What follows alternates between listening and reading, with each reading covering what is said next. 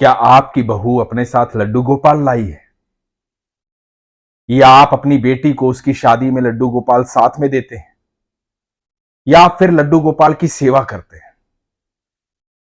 तो बड़े ध्यान से यह प्रसंग सुनिएगा। हरे कृष्ण दोस्तों, मैं हूं अनुज शर्मा। पहले तो मैं आपको यह बता दूं कि जहां भी लड्डू गोपाल होते हैं तो वो साक्षात होते हैं, वो कोई मूर्ति नहीं होती, साक्षात लड्डू गोपाल होते हैं।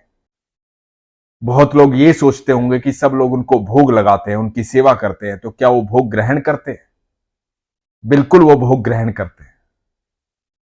मैं आपको बता दूं, जिस प्रकार हम किताब पढ़ते हैं और उसमें लिखे शब्द गायब नहीं हो जाते, लेकिन ज्ञान हमारे मस्तिष्क में आ जाता है, उसी प्रकार जब हम भगवान को भोग लगाते हैं तो भगवान भोग को ग्रहण करते हैं। आपका भोग गायब नहीं होता, लेकिन भगवान भोग ग्रहण कर लेते हैं। यह प्रसंग जो आज आपको सुनाने जा रहा हूं, बड़े ध्यान से सुनिएगा। एक बार एक लड़की की शादी हुई। माता पिता ने भाई के रूप में साथ में लड्डू गोपाल दिए। भगवान कृष्ण की अनन्य भक्त थी लड़की, बेहद प्यार करती थी, बड़ा संस्कारिक परिवार था, ठाकुर जी के अनन्य भक्त थे। भाई स्वरूप में लड्डू गोपाल को अपने साथ ले आई। यहां जब ससुराल में आई तो पहली बार लड्डू गोपाल आए थे। परिवार ने बहू का सम्मान किया, लड्डू गोपाल का स्वागत किया।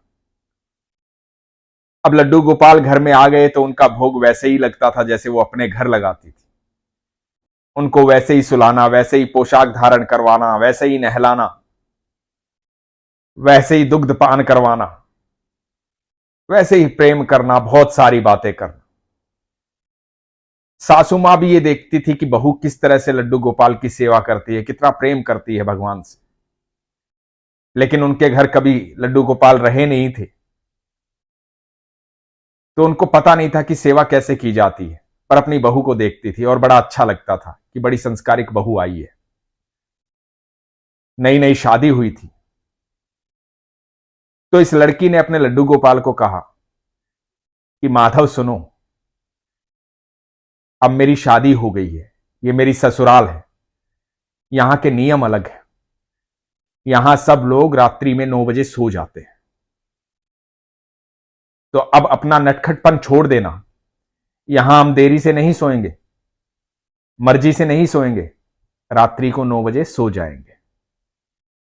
तो मेरी ससुराल है, ध्यान रखना इस बात का। और लड्डू गोपाल से बातें करती थी, प्रेम करती थी। सासू मां भी देखती थी। जब नई नई शादी होती है तो कई रिश्तेदार खाने पर बुलाते हैं, अपने घर पर बुलाते हैं। तो एक दिन एक रिश्तेदार ने लड़की और उसके पति को भोजन पर बुलाया। तो इस लड़की ने अपनी सासू मां से कहा कि मां, आप लड्डू गोपाल को भोग लगा देना, पर सुलाऊंगी मैं आकर के, आप सुलाना मत। मैं जब आऊंगी, जब लड्डू गोपाल को सुलाऊंगी, क्योंकि उसकी आदत थी बातें करने की, भगवान से बातें करके लोरी गा के उन्हें सुलाती थी। तो बोली कि मैं आ जाऊंगी समय से, आप सुलाना मत, भोग लगा देना। तो सासू मां ने कहा कि ठीक है, मैं भोग लगा दूं। अब दोनों पति पत्नी अपने एक रिश्तेदार के यहां भोजन पर चले गए।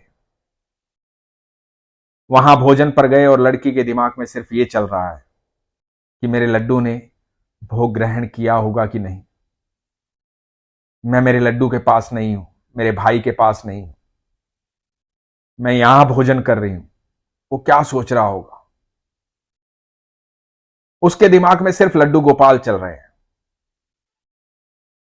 वो मन से वहां नहीं है, सिर्फ तन से वहां है।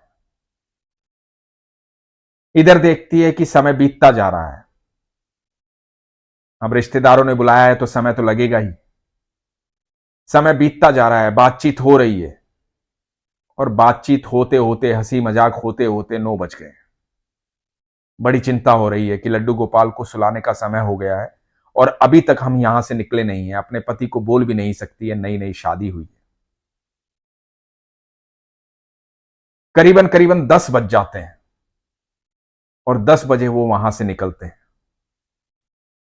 जब घर पहुंचते हैं तो 11:30 बज जाते हैं।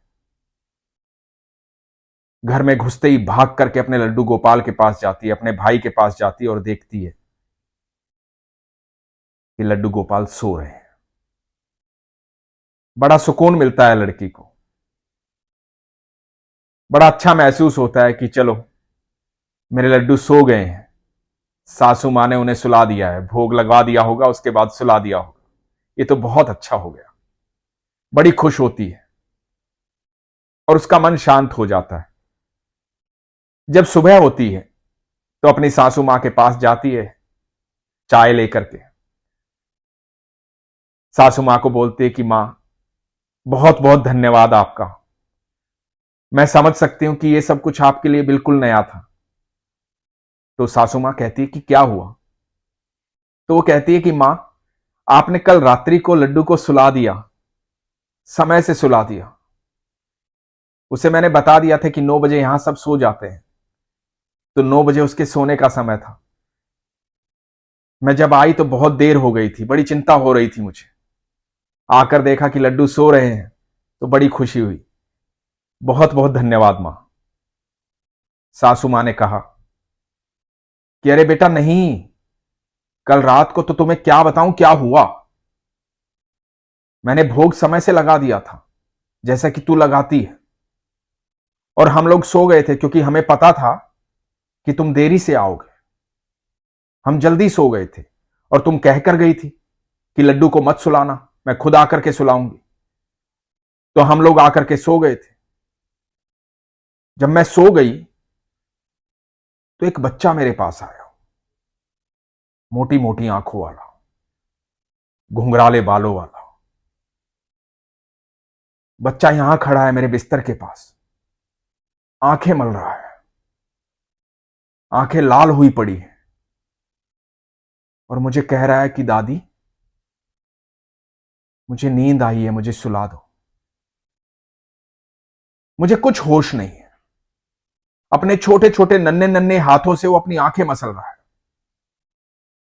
और ये कह करके वो चल पड़ता है। अपने छोटे छोटे कदमों से वो मंदिर की तरफ जाता है और मंदिर के पास जाकर के वो गायब हो जाता है। मेरी कुछ समझ में नहीं आता है। और मैं मंदिर के पास खड़ी हूं और देखती हूं कि वहां लड्डू गोपाल बैठे हुए। पता नहीं मुझे क्या होता है। जिस तरह से तू सुलाती है लड्डू गोपाल को, उसी तरह से मैं लड्डू गोपाल की पोशाक बदलती हूं, लोरी सुनाती हूं और लड्डू गोपाल को सुला देती हूं और आकर के बिस्तर में सो जाती हूं।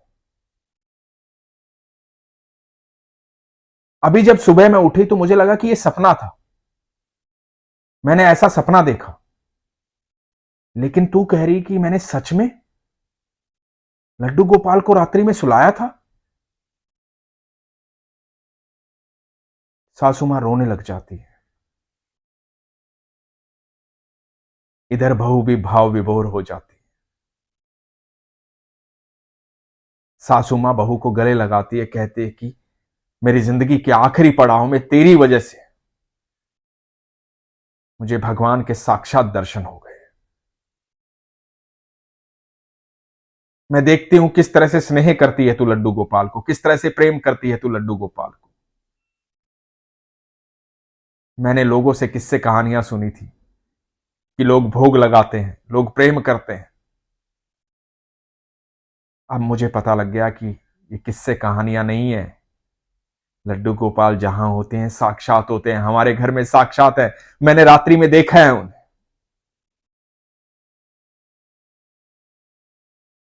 और इस लड़की के आंसू नहीं रुक रहे थे। भाव विभोर हो गई थी, क्योंकि वो तो जानती थी कि मेरे भाई हमेशा मेरे साथ रहते हैं। दोस्तों, बहुत सारे लोग ऐसे हैं जिनके यहां रिवाज है कि जब भी उनकी बेटी का विवाह होता है तो वो साथ में लड्डू गोपाल देते हैं। लेकिन यह पता नहीं होता कि सामने वाला घर कैसा मिलेगा। ऐसे किस्से मैंने बहुत पढ़े हैं, सुने हैं, मुझे काफी लोग भेजते भी हैं कि अपने घर से वो लड्डू गोपाल लाई थी और लड्डू गोपाल को यहां ला करके डब्बे में बंद करके रखना पड़ गया। यहां उनकी सेवा नहीं होती है क्योंकि लड़की का घर बदल जाता है, उसको दूसरे परिवार के हिसाब से रहना पड़ता है, यही परंपरा भी है। लेकिन आप याद रखिएगा, यदि आपकी बहू लड्डू गोपाल लेकर आई है तो लड्डू गोपाल नहीं लाई, साक्षात ठाकुर जी को लाई है। वो आपका सौभाग्य लेकर आई है। बहू तो वैसे भी लक्ष्मी का रूप होती है। जब भी घर में बहू आती है तो साक्षात लक्ष्मी आती है। अब ये तो हम सब पर निर्भर करता है कि हम लक्ष्मी का स्वागत कैसे करते हैं। ये तो हम सब पर निर्भर करता है कि हम लक्ष्मी को सम्मान कितना देते हैं। एक बार सम्मान देकर देखिए, स्वागत करके देखिए। जो भी लड़की अपने घर लड्डू गोपाल लेकर आती है तो याद रखिएगा, लक्ष्मी जी साक्षात विष्णु के साथ आती है, महाविष्णु के साथ आती है। कृष्ण जहां भी होते हैं साक्षात होते हैं,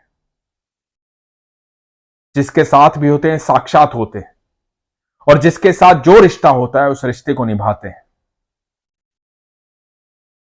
और भगवान श्री कृष्ण ही हैं जो आपको यह अधिकार देते हैं कि आप उन्हें अपना भाई कहते हैं, अपना बेटा कहते हैं, अपना दोस्त कहते हैं, अपना पिता कहते हैं। वो आपको हर अधिकार देते हैं। तो जिस रूप में चाहेगा मैं तेरे साथ रहूंगा, क्योंकि वो हमें बेहद प्रेम करते हैं। तो इसके लिए आज के बाद कभी ये मत सोचिएगा कि आपके घर जो लड्डू गोपाल हैं सिर्फ लड्डू गोपाल हैं, सिर्फ वो मूर्ति है। नहीं, वो साक्षात हैं, आपके साथ है। बस आपका विश्वास प्रगाढ़ होना चाहिए। अपने विश्वास को कभी कमजोर मत होने दीजिए। उन्हें मूर्ति मत समझिए। जब भोग लगाते हैं तो बड़े भाव से लगाइए। और यकीन मानना, जब आप ये कह देते हैं ना कि हम रात्रि में 9 बजे सो जाएंगे, वो इतने ही प्यारे हैं, इतना स्नेह रखते हैं कि वो आपकी दशा को आपसे पहले समझते हैं। आप जो भोग पवाते हैं वो भोग लगा लेते हैं। आप जैसे सुलाते हैं वैसे सो जाते हैं। आप जैसे उठाते हैं वैसे उठ जाते हैं। किसी प्रकार की कोई भी शिकायत नहीं करते। जैसी स्थिति में आप होते हैं वैसी स्थिति में लड्डू गोपाल रहना चाहते हैं, क्योंकि वो आपसे बेहद प्रेम करते हैं। उनकी कोई शिकायत नहीं होती। पर यह यकीन भी तो करो कि वो साक्षात होते हैं। और जब यकीन कर लोगे तो पल प्रतिपल चमत्कार होगा। यह अनुभव तो तभी आप प्राप्त कर सकते हैं जब अनुभव करेंगे, जब विश्वास करेंगे। तो इसलिए हमेशा कहता हूं, अपने विश्वास को मजबूत रखो, अपना ख्याल रखो। हरे कृष्ण।